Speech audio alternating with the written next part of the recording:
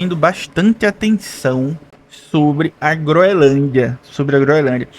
Vê só, eu trouxe aqui algumas notícias sobre a Groenlândia. Os países, veja só, países da Europa afetados por nova tarifa de Trump citam risco de perigosa espiral descendente. O que foi que aconteceu? O pessoal foi tarifado.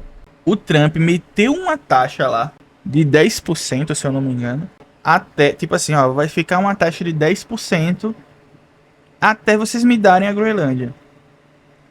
E assim, eu acho que isso é inédito no mundo.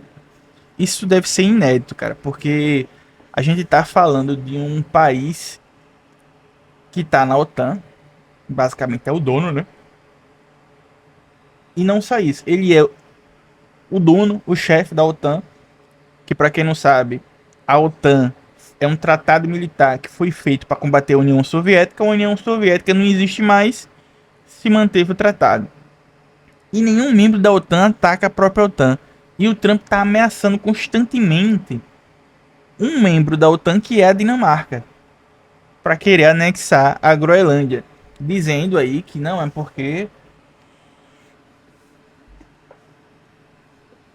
nós precisamos, porque para a segurança dos Estados Unidos, como se fosse só assim, né? Olha, vou anexar teu país e problema seu, tá? Problema seu porque eu quero seu país. E aí ele pegou e simplesmente disse: olha, a partir de agora vocês estão taxados em 10%. Vocês é a Europa, né? A Europa que eu digo, o pessoal que tá na OTAN. Vocês vão ficar taxados em 10% até a Groenlândia ser minha. E aí, rapaz, começou a galera a mandar tropa. Começou a galera a mandar tropa lá pra Groenlândia pra defender.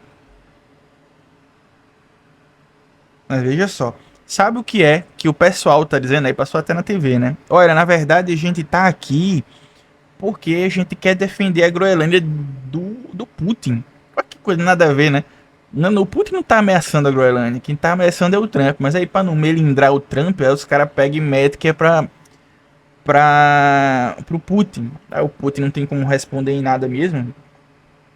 Mas aí o bloco tá reagindo às ameaças, né? Do presidente estadunidense, norte-americano. E veja só aqui, trouxe essa matéria aqui do Estadão, que eu abri ela com métodos revolucionários, e aqui tá aqui, 30% não, 10, não que 10% não seja muito, né, que já é um absurdo, né, 10% por se opor a um controle americano sobre a Groenlândia, e eles criticaram duramente a medida neste domingo, dia 18. O grupo alertou que as ameaças do republicano minam as relações transatlânticas. Pois é, né?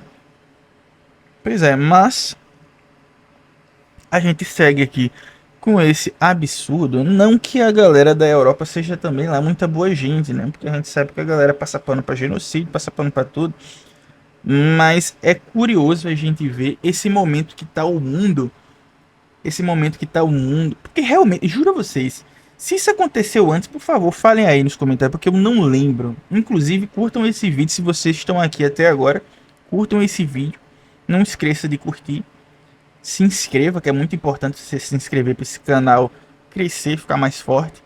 Considere virar membro desse canal. E é isso. E hype o vídeo também, se aparecer a opção, tá?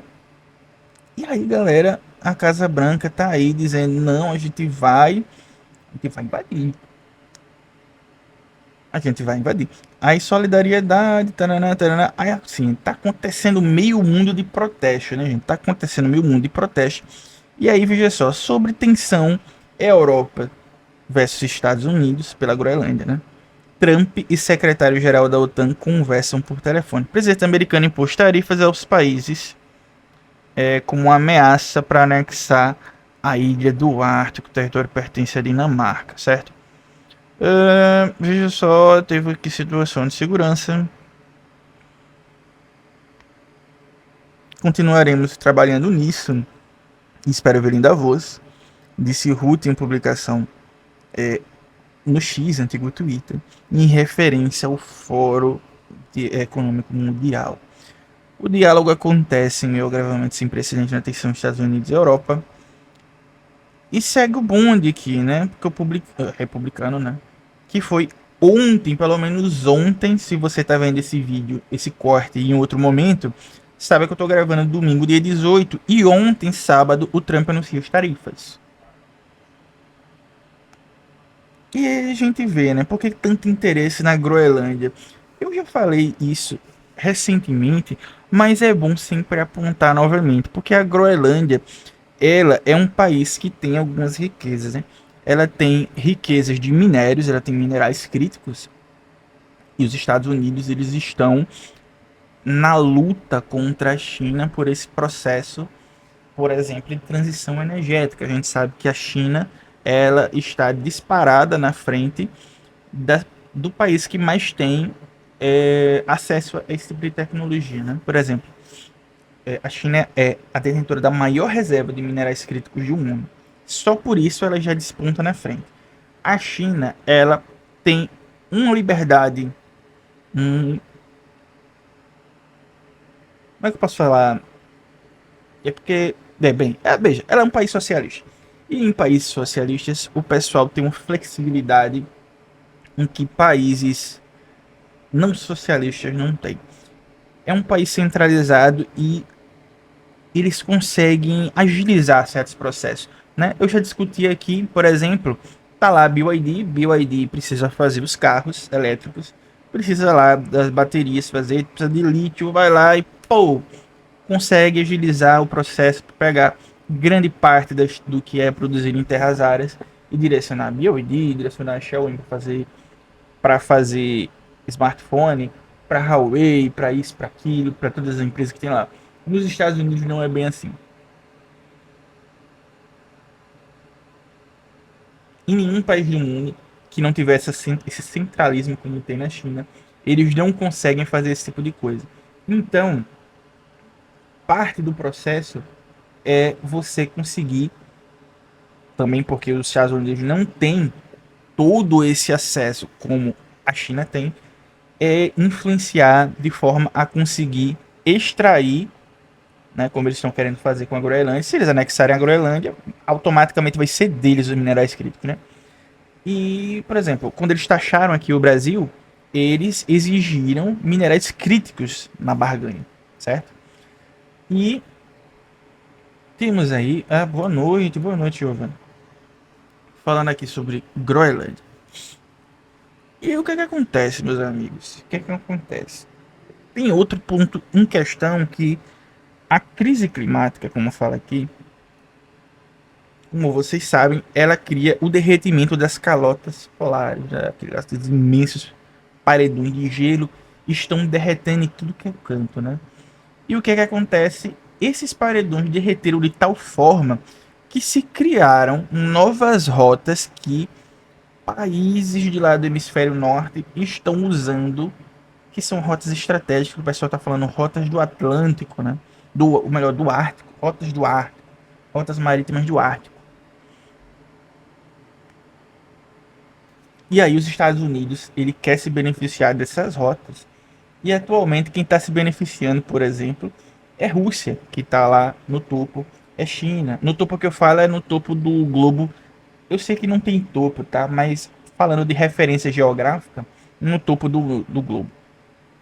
E aí a crise climática acelerou esse processo aí de derretimento e novas rotas comerciais se abriram, né?